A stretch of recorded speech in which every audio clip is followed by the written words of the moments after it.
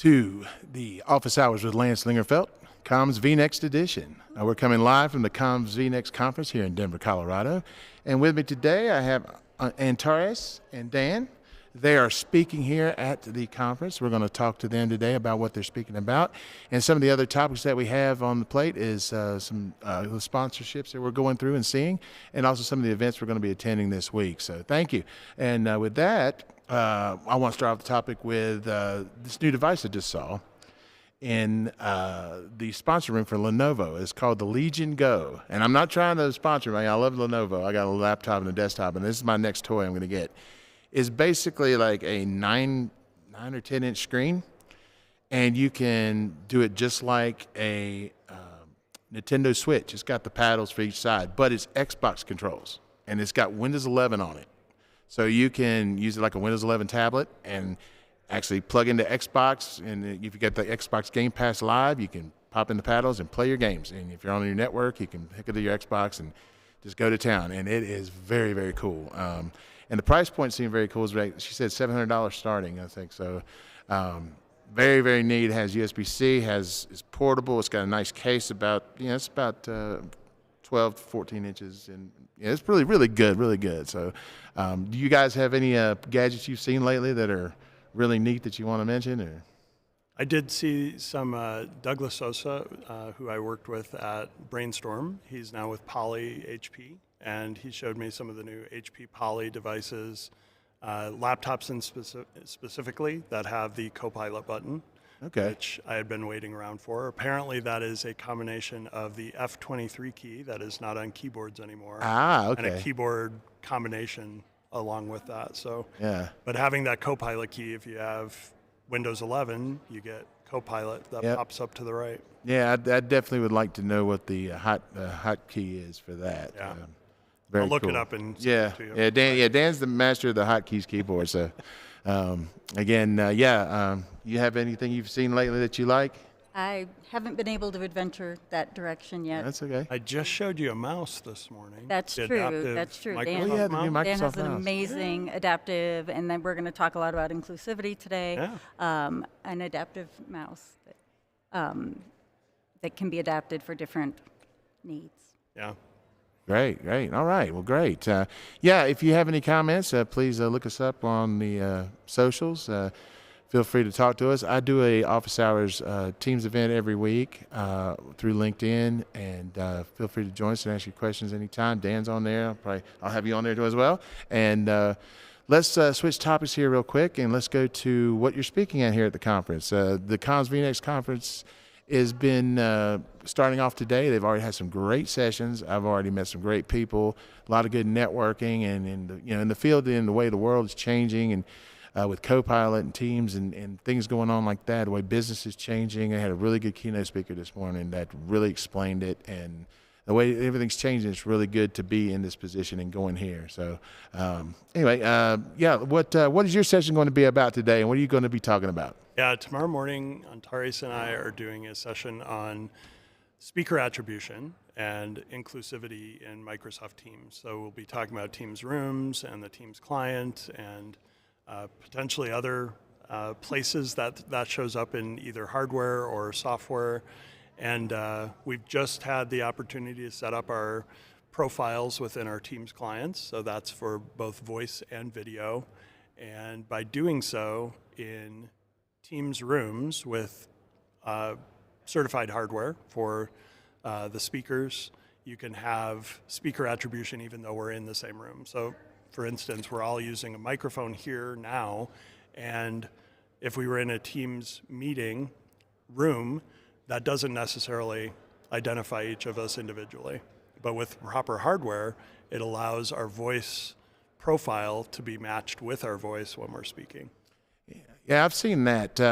It was earlier before it came out on Teams, but with some of the Teams devices, they had a couple of implementations I did. They had where the camera would follow the speaker. You basically click yourself in the video as being the speaker, and then you can walk around the room and it will follow you around. So I guess this could be even better because the camera could probably recognize your voice and then go to that person which would be great for interactivity in a room or online as well. It's very good to know, especially when you're doing closed captioning too. Does it add the names to the closed captioning? Do you know? It does. It does. It does both in the live transcript and the recorded transcript. That's wonderful. That's wonderful. Great. Yeah, it's a great thing to have then. So, a lot of the new technology we're doing right now. What else is new in Teams that we should know about right now, do you think? Probably the biggest things that I discovered in Teams were related to Teams 2.0. So there's a whole website Learn article on things that don't work in the new Teams, but many of the things that were holding me back to the classic Teams at this point have been fixed in the new Teams. So one of the last things that I needed was the ability to custom stream to platforms like LinkedIn or YouTube or other platforms, and that's been working at least for 3 to 6 months in the new Teams client. I watched your presentation on the Cameo in PowerPoint, which is a very cool feature, and the workarounds for not being able to present that way. You said there was a couple different use cases that showed it might not be feasible. You have to kind of work around it, maybe with Teams. Yeah, so unless you have a magician like Eric Marcy behind the scenes, one of the things that you can't do when you go live with Teams to a custom streaming platform is you don't have the ability to use PowerPoint Live. So if you've used Teams with PowerPoint Live, the nice thing, especially on a single monitor like I have here with my Surface Pro 9, is that instead of only seeing my PowerPoint and not being able to refer to my notes or see if anybody's raised their hands in the team meeting or see the chat, I can actually see all that as the presenter with PowerPoint Live, but my audience just sees my PowerPoint. The other thing it allows the audience to do is actually click on my PowerPoint links. I can control whether they have to stay with me as the presenter. If you've ever presented and somebody says, Lance, can you go back to that other slide? Or Antares, can you go back to the slide where we showed all the inclusive and different solutions? I want to take a screenshot of that or something else. If you're using PowerPoint Live, people can go back through your presentation if you allow them to, or forwards. Yeah, that's a very cool feature I find in the events. When a lot of the events that I've been attending, if they got the slides, it lets you kind of on your own, you can go through the slides. But having that click on the link feature is huge. That's a big deal, because I know in a lot of my presentations, I put a slide that will link to like the Learn website or to new improvements of the roadmap, places that are really important for people to know to keep up with it, because a lot of people don't know the process in which Microsoft keeps up and communicates changes. So that's a big thing I've been trying to convey when I do presentations is go to the roadmap site and make sure that you click on the product and what you want to see, and it'll tell you when it's coming out. It's for all type of clouds, sovereign cloud, DoD, commercial, or GCC. It'll tell you when it's coming out and how it's going to work, and it's a very good tool to keep people abreast of what's going on. So, what's some tricks that you found that you feel you're really relevant now? I would say right now I'm still just completely enchanted with Copilot. I'm new to the tech space. I'm coming from an education background, and when ChatGPT fell from the sky, nobody knew what to do with it. Nobody knew it was coming, and a lot of educators immediately demonized generative AI. But I love seeing all the ways that it can be used as a tool and can help students in a whole range of different ways, how it can help with inclusivity, how it can help second language learners, and all the great ways it can be used as a tool. The fact that I love that they named it Copilot, because everyone's worried it's going to take over the world, but it's not. It's there to assist you. You're still in the driver's seat. Yes. So, that's the big thing about the AI, and I've been doing a lot of that. I actually passed my AI 900 Friday. Congratulations. Yes, thanks. Yeah, and that's a good course. The biggest thing I've learned from it is the responsible principles that Microsoft puts out for AI. With accountability, privacy and security, inclusivity. It's in the other. That's available to look over those and kind of sets it at peace. And they're actually having a hackathon. I don't know if it's here, if it's next week at the Microsoft 365 conference. They're going to ask people to do a hackathon to try to hack AI. So a hack Copilot, hack any of the plugins. The great thing about it too is because it's using OpenAI and ChatGPT in the background, you can set up Azure to use it, and you can do different models of data and put your own data into it, and make it exactly how you need it for whoever your audience is. Yes, So, I love the scoping capabilities. yes. You know, you can say, don't look at the entire web, look in this space. yeah, one of my partners, we're working on Real Activity. We are doing a Copilot for physicians. It's called the Physicians Copilot Experience. And what it does is takes the attestation data over, we have it over about 10 years over at Dartmouth Health that we have gotten in partnership with them, giving us their data of their procedures and everything they do per the doctors and everything like that.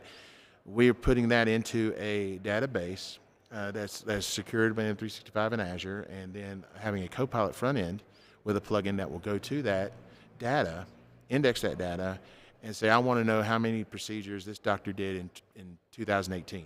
And it lists the procedures, lists what they did, and how success rates, do everything that Copilot can do. Put it into a Excel sheet or do it like that, all from that interface. And I love, like you said, the modular ability and extensibility of Copilot. It's a really great tool. And it's funny, just like you said, the educators demonized it. I could understand that because it was something that was kind of just out there. I think Microsoft's done a good job, and I've tried to focus on it when I talk about Copilot.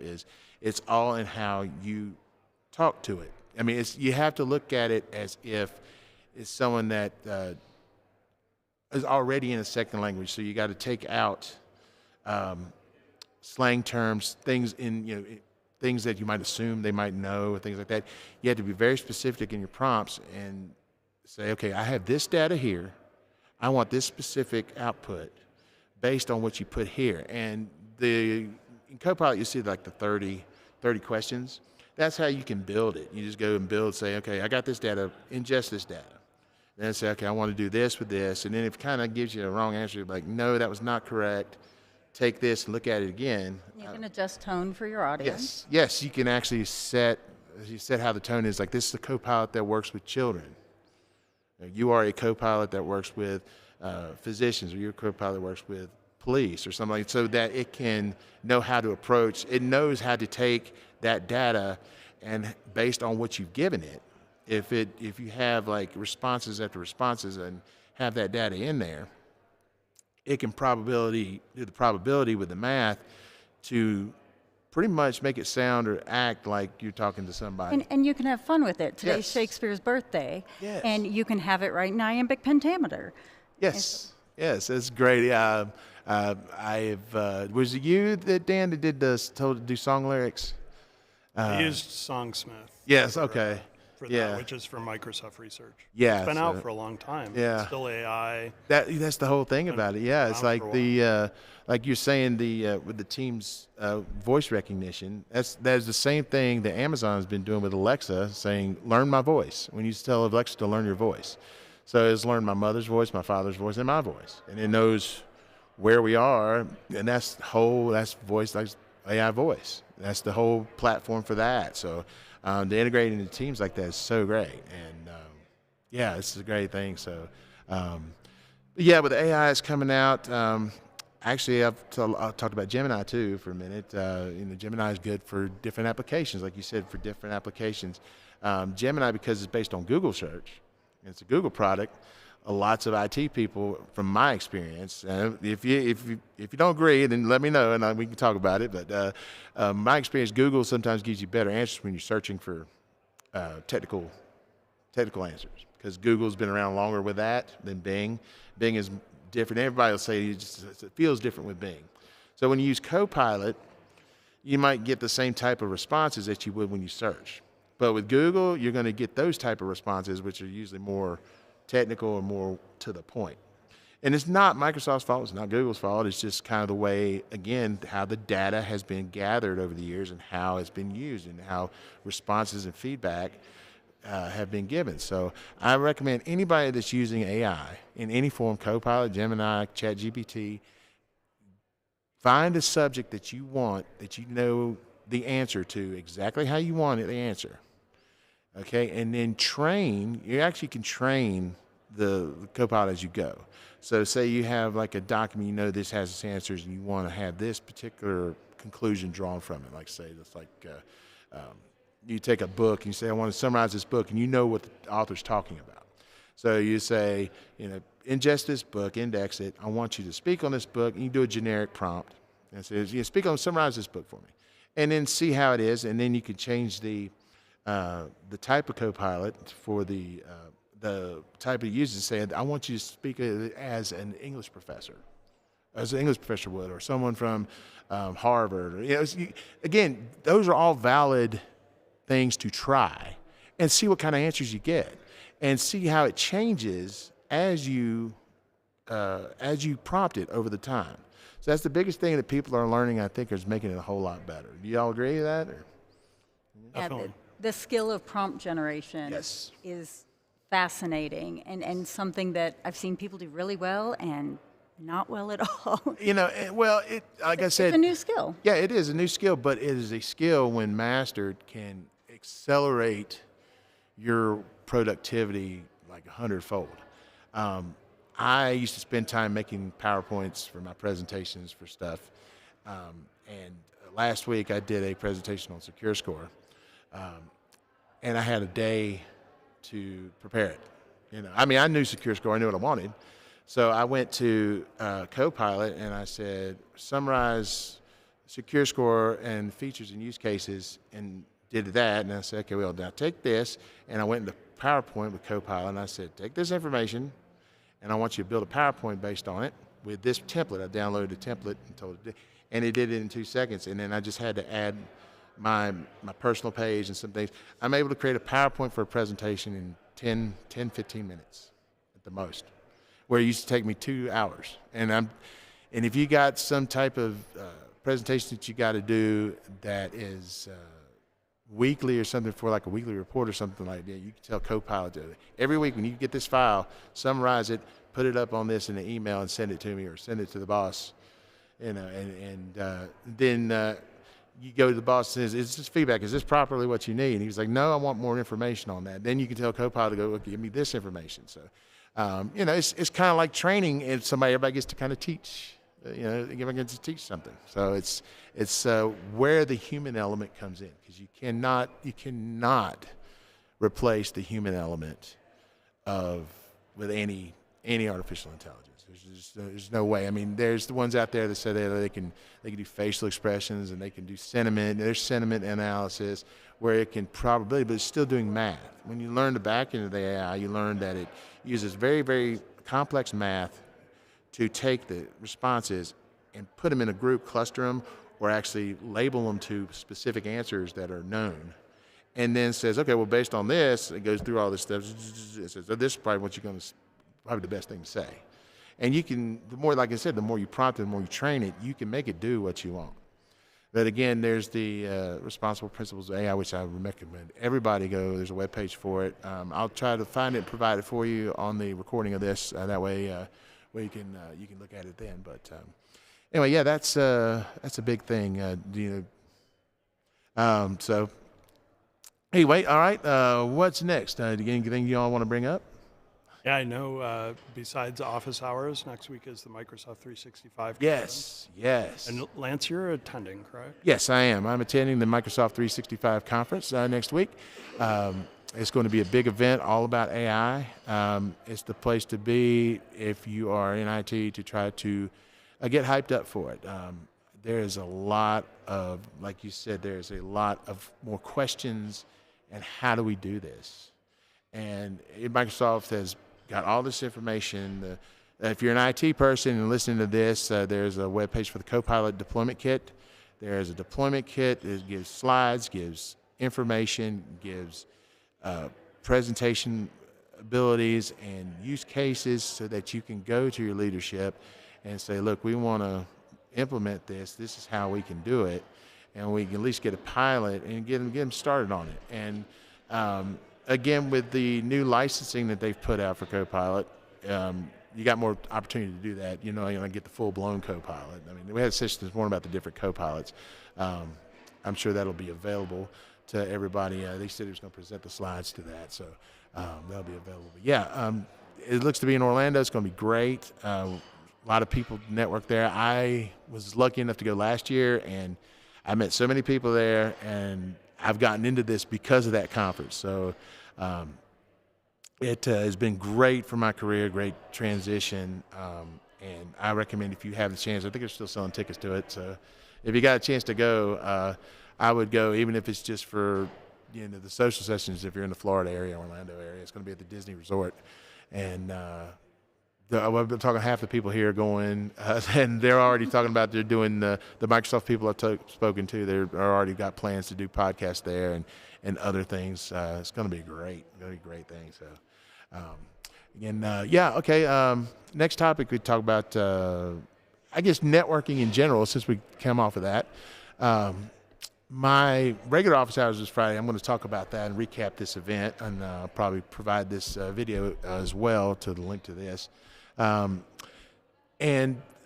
the biggest thing I've learned as far as if you want to be a Microsoft Value Professional, MVP, or if you want to be a trainer and want to be in the loop with Microsoft and be on the cutting edge as a consultant, it's good to network. It's again, this is part of the way the world's changing. We all kind of learned how to work from home and be able to do our jobs from there, but now that it's over, these events are starting to come back, and they're more important than ever. And it's nice to put an actual face and handshake or hug to someone you know. And I've already met like 5 or 6 different people that I had not met before, some that I've only seen online, and just the fact that I'm able to meet these people. And these are people that are influential to Microsoft, influential to other vendors that are here, influential to the whole AI, Teams, modern workplace evolution. I mean, this is where it's happening, and it's not going anywhere. So, and I'm so appreciative of how welcoming this community is. Yes. Because this is my first experience at vNext, and this I've been spending a few months getting into the tech space, and everybody is so welcoming and so accepting and so helpful and generous. And so if you're wondering whether or not to go to Orlando next week or to come to one of these conferences, like, do it. Like, no matter what your experience is, no matter what your skill level, you will be accepted and you will be helped along the way, and it's a great collaborative experience. Yeah, the community has really, really grown over the past year and a half. I've started attending community meetings. There's monthly meetings in all sorts of different areas of Microsoft adoption, Teams, Journey to the Cloud. Dan runs a couple of them. I'm in a couple of them. We have the adoption community. We have the Microsoft Global Community Initiative. We have the events committee that does these events and helps people organize events locally. There's one of the sponsors there, the local Teams group chapters. Even if you're not in IT and you want to learn more, we're all about, the one thing I know is common between everyone here is we're all about teaching others, accepting others, and giving them a chance to kind of bridge that gap. We're not, it's kind of weird because it's like a lot of the people I know, they've either been in IT for 20, 25 years like me, or they've never been in IT. Yeah, exactly. But it doesn't matter. It doesn't matter. You can always learn stuff. I'm still learning stuff. I mean, because the technology is always changing. And they say information overload. Yeah, but there is a place for everybody here. If you like you said, you like that Copilot stuff. So that's great because it all kind of works with it. I Exchange Online. I've been an Exchange guy for 20 years, and I'm doing AI now, and I'm doing Teams, and there's opportunity there, and the community events are usually great. They're sponsored.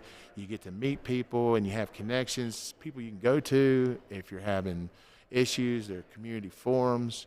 They're not just a bunch of people that are just trying to talk down to you or anything like that. It's you can get a lot of good answers.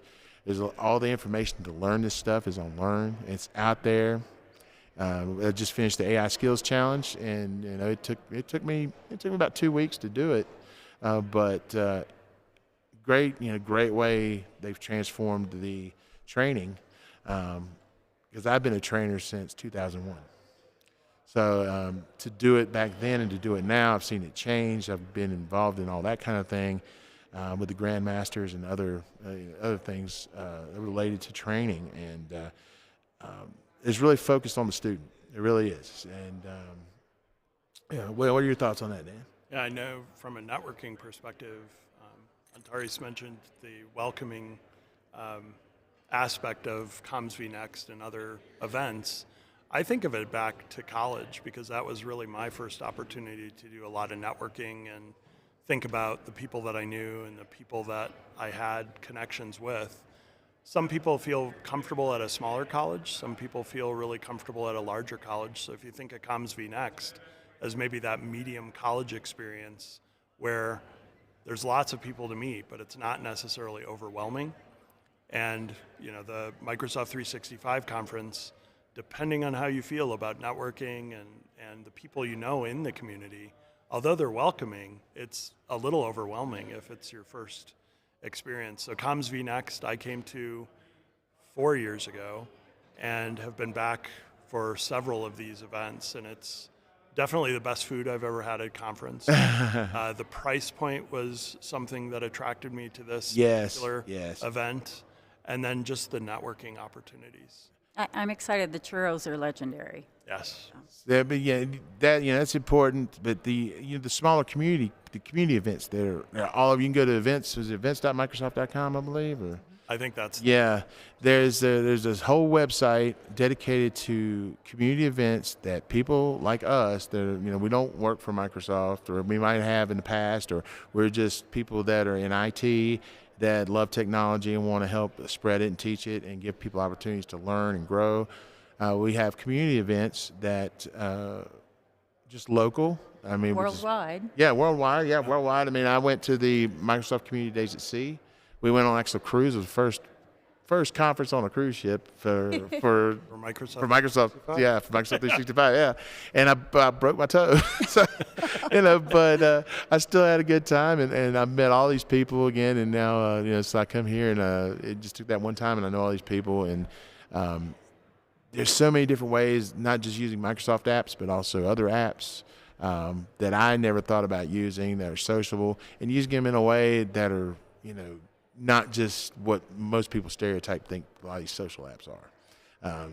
They really can be useful. They really can be something that you can use to communicate really well with other people and get answers. In my work, I'm not a SharePoint expert, but I've been doing SharePoint for the past year now, and I'll run into an issue with SharePoint.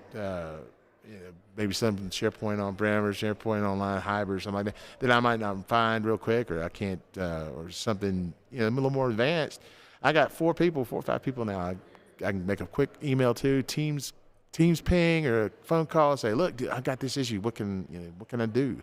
And they're like, boom, here you go. And then if they call me about Exchange Online, because I've been doing Exchange since 1997, if they call me about messaging problems or email issues, things like, oh yeah, here you go. So it's all about that, and you don't have to be an expert. I got some guys that I've done work for that have started their own business now doing IT, and just from seeing what I was able to do, and they contact me and do community stuff, and so know that it's not untouchable. I'd say you can, just like you're in education, and you came out and you've been welcomed, and that's the way we try to do everybody. So just come out and learn, and there's always something you can learn. There's so much, and that's the thing I learned at Microsoft years and years and years ago. There are 3 ways to do the same task, at least in Windows or in a product. Misty, thanks for sharing the link of the Copilot resource. Yes, thank you. I don't have my laptop, so I can't see, but yes. Misty Durham posted a connection, modern workplace strategist and PMP candidate. So all right. Studying for well, I'm hoping I'm hoping I get my MVP here soon. I hope Dan nominated me this year, so it's something I don't take lightly. It's takes a lot of work. It takes a lot of work to do, but a lot of respect comes with it, and a lot of validation. Because I've worked real hard over the years to be be as best as I can be. So Sharon Weaver shared I guess, analogy for me that really stuck, and it's like the Academy Awards. If you imagine that instead of just being nominated for the Academy Awards, there was something you had to do or somebody had to do along with you to nominate you. The first step is to get nominated. And I think there should be some recognition in just being nominated, because there's a lot of things we do as community members that sometimes go unrecognized. Exactly. I mean, and in the community, the MVP, to be nominated means someone is vouching for you as your skill set, that you in their eyes have done not just the minimum, but more than the minimum, done enough to start on that path to be an advocate and to be a champion for the products, not just one product, the whole thing. And again, with the intention of, you don't know everything, you're not an expert at everything. You have your niche, and that's why you get nominated in particular products. So it's something that can be attained, and like I said, it's a lot of changes over the past year and a half. And I love the emphasis on community. Yes. And that MVP is about being part of the community and supporting others and lifting each other's up. And I love that aspect of the program. You actually have to document and have online verifiable links to community work that you have done. So, and Dan actually put a LinkedIn post of all the stuff that he had done over the year.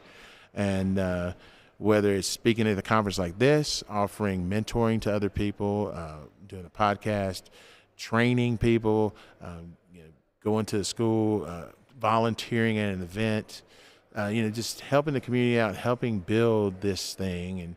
And it's just like community service and anything else. But, with this, you're learning something, and to be nominated, and you're actively using your technical knowledge, and not just technical knowledge, but things you learn. I'm sure you have to step up being in education for so long that you have ways that some of these technical people might not be able to approach. But in the community, it might be something where they approach you and they want you to help them. So I love how you presented that topic. I want to do my presentation skills better. What can I do? Or, I got a group of kids I'm speaking to about this in a few weeks. That's why I came to the event. And that's someone you can link with and help them out. And it's good to do. I mean, it's like I've learned a lot about marketing that I didn't know. And it's not self-promotion. It's not just getting likes and things like that. It's actually doing. There's tangible work behind it. I recently became I Am Remarkable facilitator. Yes. One of the big things there is there's a difference between bragging and achievements and sharing achievements that are verifiable. Yeah. And achievements are not bragging. And figuring out a community around, if you don't feel comfortable sharing something, maybe there's somebody else that feels comfortable sharing it for you. Yeah. Well, I think of it like I watched wrestling. Okay, I'm wrestling. I had family that was in a long time ago. But Roman Reigns, the current champion, I hadn't caught up. I hope he's still the current champion today. But they just did a documentary on him, and on A&E, and talking about his reign of being the number one guy for the whole entire company, the face of the company, in the time of COVID. And holding up this multi-million-dollar company, being the person everybody looks to, and how he had to change his attitude to project that thing. But the thing was that Triple H said was that it's not bragging if it's fact-based, if it's actually factual. It's not arrogance if it's actually factual. And if you actually say, no, I actually did that, I'm not bragging about it. Acknowledge me, like Roman Reigns says. Acknowledge me. It's a great thing. But again, it's a lot of things I've learned. You can watch somebody do it. You can try to do it yourself. You might not fail. You might fail. I failed it a bunch. But there's another quote I know: the only difference between people that succeed and people that don't is that the people that succeed have failed a whole lot more times. They didn't stop. So. It's like I said, this time I might not get the MVP, but I'll keep doing this stuff, and I think one day I'll be able to qualify for it. So it's just like they told me I couldn't work at Microsoft, because had this issue or that issue, or I didn't finish college. And I'm working there. I work at Microsoft. There are more people that I know that did not graduate from college that had jobs at Microsoft. Yeah. I'm one of them. Mark Steele, the person I started doing these kind of online events with. Mark had LinkedIn Live access before I did. So my very first LinkedIn Live was a minute of me panicking on Mark's page because Mark wasn't with me and I was testing things.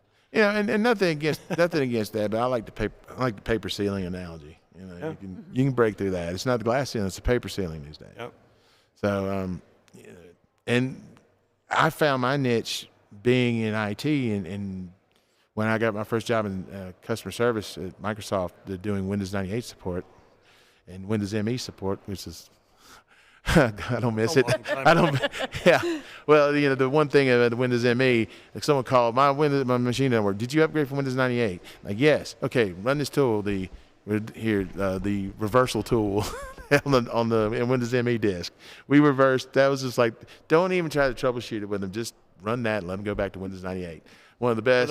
For those millennials that don't know what ME stands for, it was Millennium Edition. Yeah, Millennium Edition. Yeah. It was named after all you. Right. Yeah, exactly. So, but how much time we have? All right, we're going to wrap it up here. We got 2 minutes. Again, thank everyone for being here. Thank you, Antares and Dan. Again, if you're here at the Comms vNext, make sure you check out their session tomorrow morning. It's going to be great. There's a lot more sessions that are coming up later on today. Be sure to come by and meet me. I'll probably be in the audience somewhere or volunteering. I'll be at checking in people at 3:30 over at the Cedar Creek room or whatever they call it, the Comms Creek room. Right. Whatever room that is. But anyway. Clear Creek. Okay, and I great. do want to thank all the volunteers. Because Yes. we have amazing volunteers here at Comms vNext, and I'm so thankful for all of them. Well, thank you for coordinating it. Yeah, definitely. So, again, all right. Well, check us out. Check me out. Office Hours with Lance Lingerfelt weekly on LinkedIn. There'll be events on LinkedIn. Please find me and come and join us. And if you want to speak there, let me know what you want to speak about, and we can definitely try to get you on there. So, anyway, thank you and have a good day. Thanks, y'all.